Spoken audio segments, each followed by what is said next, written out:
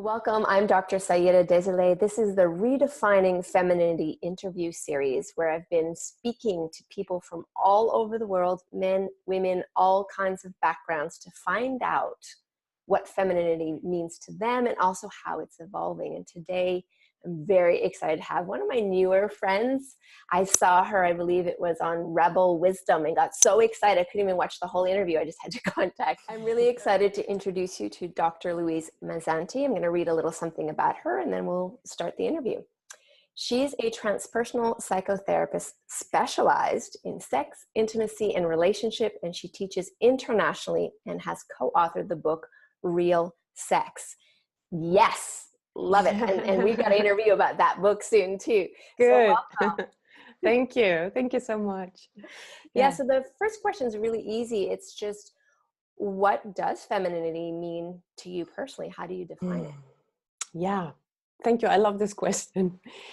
Femininity means dropping deeper from what we think it is about looking shiny and pretty and floaty and all that to a deeper sense of connecting with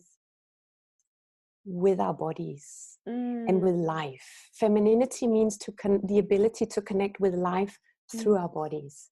This is innate. It's in our genes. It's in our constitution as women to be able to connect with our bodies. And of course, men have feminine too and have that ability to connect and feel. But it is innately feeling life through our bodies and being able to be centered from that place and show up in the world from that place, respond to the world from that place.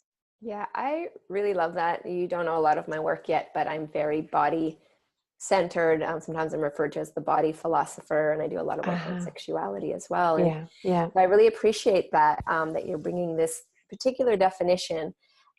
Was there a moment in your journey where this idea, this definition, this meaning around femininity became really obvious to you? Like what was going on? I think the first step, I didn't even know that it was happening. I didn't know that was what was being revealed to me. But this first thing came actually in my old career where I was an academic. And I was working really hard in my head, just very focused and very, in that mental world. And I was working one day from home with a window that was open to the garden. And I was just typing away on my laptop. And suddenly I could hear my neighbor doing some gardening. And it was, and she was pouring water into a bucket actually. So that particular way of water splashing into a bucket kind of woke me up to, whoa, there's a whole world out there I'm not in touch with. Because I was living in my head, disconnected from my body and disconnected from my identity as a woman and my sexuality and all of it. And that moment woke me up to life. Wow. Life. And everything that I was missing. Life, sexuality, femininity, womanhood, spirituality, all of it was kind of woke me up with that sound. Wow, the sound of water in a bucket. That's amazing. Yeah. I love it. Yeah. So the third question, which is where we're going to spend most of our time today, it has to do with I want to have a look at this dissonant conversation, divisive conversation that's currently happening around, masculinity being the crux of all bad and evil, femininity being this like force of good in the world, and et cetera, et cetera. You know the story. Not interested in that, but what I am interested in is, where do we go from here? I mean, how do we move?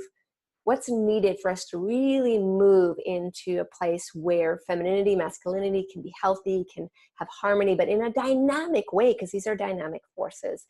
So just curious your thoughts on that. I think it's really, really important that we acknowledge that both the masculine and the feminine have huge shadows, huge potential for destruction, as well as huge gifts. So it's not the feminine is good and the masculine is bad, as it has somehow been perceived now, but really to come into a balance where we can both use our gifts and we can co-create based on those gifts.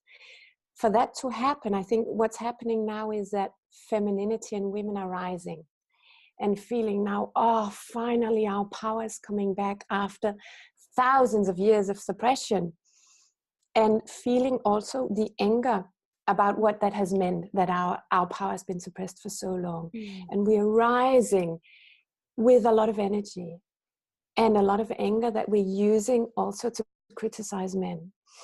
And I think it is really important that we realize we also, as women, we have a huge potential for destruction and for overpowering and for doing exactly the same as men has done to us. Right. And so it's really important that we approach our gift, our power, with humility, with the mature, with the deep, with the empowered masculine too, and see what is the gift. Because we as women and the feminine is gonna run wild if we don't balance ourselves, if we're not in connection with the masculine. And I think it's really important that we find a way to be in connection and co-creating, holding each other, and really make sure that the masculine doesn't run amok and the feminine doesn't run amok, but that we can open each other to places where we can't go on our own. Yeah, I love that. So what you're essentially saying is it's this darkness and this light. We all have it, with no matter how we are as men or women and how we identify or whatever the case might be. That as a human being, we have attributes of shadow, we have attributes of light. And as human beings, if we actually want to keep evolving in a way that's creative and constructive and actually building something together, then we need to enter a relationship where we acknowledge that we both have this, acknowledge that, hey, I'm going to take responsibility for the in me, and I'm going to try and do my best to communicate to you in a way that's not degrading and disrespectful. I think that's what I'm hearing, is that yeah. But also for women, really to work out, what is this feminine? What is the gift that I'm carrying in my body, in my bones? What is that gift? And the way I see it is that women need to be with women to work that out. We need each other to teach each other, to really access the wisdom that we are carrying.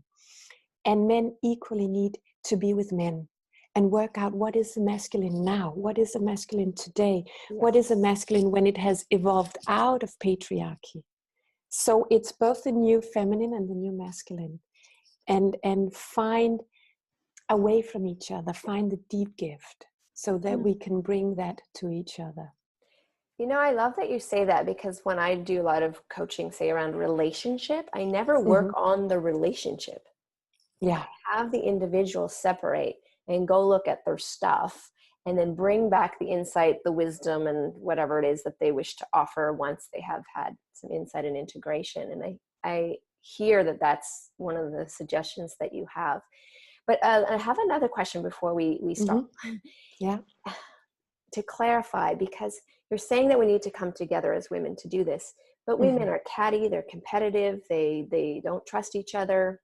There's a lot of wounded, say, womanhood relation. What would you say would be the best step to heal that and to start to come together to heal the greater? So we have, in our own personal process, in our own personal work, we need to really look at our shadows as well as our gift.